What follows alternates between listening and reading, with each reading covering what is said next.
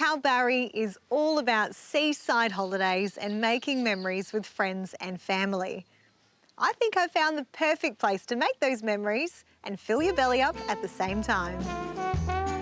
Located a few streets back from the Kalbarri foreshore on McGee Crescent is the family-friendly seafood restaurant and microbrewery Finlays Kalbarri.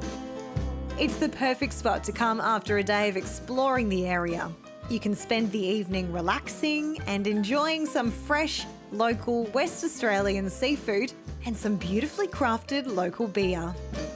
The most distinctive feature of Finlays Kalbarri is its 30 years of history with the Finlay families. So, Melissa, you aren't related to the original owners, so what drew you to buy this place other than that your name is written all over it?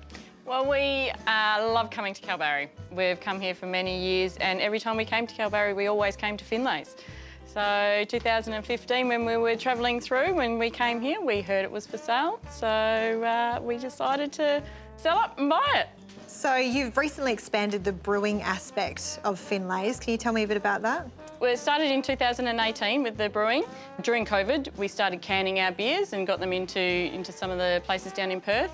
And then when we reopened after COVID, we couldn't quite keep up with the demand, so we've expanded the brewery and we will be canning as well, getting our beers down to Perth.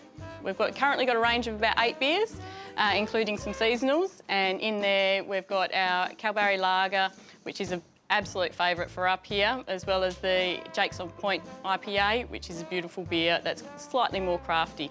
And our 1951 Kolsch, which is named after the year Kalbarri was gazetted a town.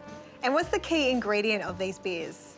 Definitely the Kalbarri water. It's perfect for brewing nice, crisp beers.